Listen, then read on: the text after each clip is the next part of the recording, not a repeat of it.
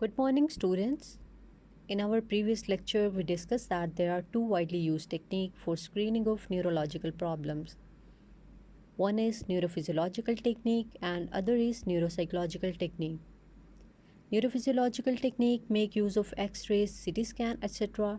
to identify or assess neurological problems or damage, while neuropsychological techniques, as we discussed, make use of psychological tests and inventories to assess brain damage or neurological abnormalities. There are several neuropsychological tests, for example, Bender-Gestalt test, Benton visual retention test, etc. So here in this lecture, we will discuss one of the neuropsychological tests, that is Stroop neuropsychological screening test. So let's have a look on Stroop neuropsychological screening test. Stroop neuropsychological screening test was developed by Tranry, Crossan, DeBoer and Lieber in 1989. ये test 18 साल और उससे ज़्यादा उम्र के लोगों के लिए इस्तेमाल किया जाता है। ये टेस्ट एक वक्त में एक ही सब्जेक्ट पर एडमिनिस्टर किया जाता है, यानी कि आप ग्रुप में इसकी एडमिनिस्ट्रेशन नहीं कर सकते और इस टेस्ट को एडमिनिस्टर करने में तकरीबन 4 से 5 मिनट लगते हैं।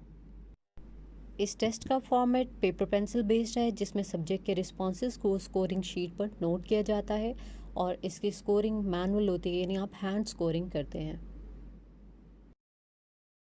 Stroop test basically brain mechanism को अंडरस्टैंड करने में मदद देता है। हम इसके ज़रिए ब्रेन डैमेज को आइडेंटिफाई कर सकते हैं, कॉग्निशन और कॉग्निटिव इंटरफेरेंस को अंडरस्टैंड कर सकते हैं। इसके अलावा हायर कॉग्निटिव फंक्शंस को मेजर कर सकते हैं। For example, this test measure the ability to shift between conflicting verbal response modes. This test can be used to measure a person's selective attention capacity, processing speed, cognitive flexibility, and inhibition of cognitive interference. स्ट्रूप effect, शायद आपने इसका नाम सुना भी होगा और आपने अपनी बुक्स में कॉग्निटिव साइकोलॉजी में इसको पढ़ा भी होगा। सो बेसिकली इसका कॉन्सेप्ट जॉन रिटले स्ट्रूप ने 1935 में दिया। स्ट्रूप इफ़ेक्ट या हम इसे इंटरफेरेंस इफ़ेक्ट भी कहते हैं। इसमें एक स्टिमुलस के फीचर्स दूसरे स्टिमुलस के फीचर में इंटरफेरेंस करते हैं। For example, ink of the color name may interfere in one's ability to correctly name the color. So this interference is known as Stroop effect. 1935 से अब तक स्ट्रूप प्रोसीजर बहुत सारे वर्जन्स में एग्जिस्ट करता है। ऑलमोस्ट जितने रिसर्चर्स ने यूज़ किया उतने ही इसके वर्जन्स आए हैं। सो इसका बेसिक फॉर्मेट स्ट्रूप ने 1935 में इंट्रोड्यूस कराया और स्ट्रूप ने ये अपना काम केटल और ब्राउन की रिपोर्ट्स पर बेस्ड किया था। If we look at the Kettle research, so Kettle found that reading color names required less time than naming color names. Later on, Brown ने भी एक्सप्लोर किया कि कलर नेम्स की रीडिंग में और कलर की नेमिंग में डिफरेंट कॉग्निटिव मैकेनिज़म्स इन्वॉल्व होती हैं। इवन बहुत प्रैक्टिस के बाद भी ये डिफरेंस मेंटेन रहता है। स्ट्रूप टेस्ट का जो मोस्ट कॉमन फॉर्मेट है उसमें 3 स्टिमुलाई और उनसे रिलेटेड 3 तरह के टास्क हैं। फर्स्ट, जिसे हम कहते हैं word set of stimuli, is a series of colour names printed in black ink.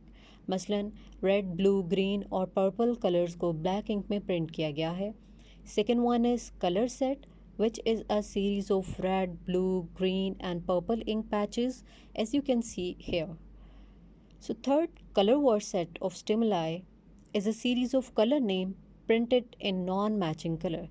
As you can see here, blue color is printed in green ink, so this change of ink color cause interference effect or strobe effect. Neuropsychology की field में psychologist Stroop test को बहुत different purposes के लिए use कर चुके हैं। सो आइए हम देखते हैं कि किन किन ने इसको यूज़ किया और किन किन पर्पसेस के लिए यूज़ किया। सो फर्स्ट ऑफ ऑल हम एक एक्सपेरिमेंट देखेंगे जो कि लेवेंसॉन और नेमकिस ने किया। इन्होंने स्ट्रूप प्रोसीजर को ब्रेन डैमेज सब्जेक्ट के लिए इस्तेमाल किया और इनके एक्सपेरिमेंट की फाइंडिंग्स ये थी कि कलर वर्ड टास्क जो है वो कलर टास्क से ज़्यादा वक्त लेता है। They also noted that comparison between performances on the word and color word tasks appeared to be best diagnostic measure in discriminating brain damaged subject from normal. इसके अलावा फेरेट ने 1974 में लेटरलाइज फ्रंटल टेम्पोरल और पोस्टीरियर ब्रेन डैमेज के patient पर Stroop test administer किया और उसने भी देखा कि लेफ़्ट फ्रंटल ब्रेन डैमेज के पेशेंट्स ने बाकी पेशेंट्स के मुकाबले में लो परफॉर्म किया। देन गोल्डन ने 1976 में स्ट्रूप की मदद से 88.9% साइकेट्रिक और नॉर्मल लोगों को सक्सेसफुली क्लासिफाई किया, यानी कि उनको डिफ्रेंशिएट किया, और 84.6% ब्रेन डैमेज पेशेंट्स की क्लासिफिकेशन की। देन रोड्रल ने 1978 में सिर्फ कलर और कलर वर्ड टास्क को यूज़ करते हुए सीजर डिसऑर्डर्स के पेशेंट्स को डायग्नोज किया।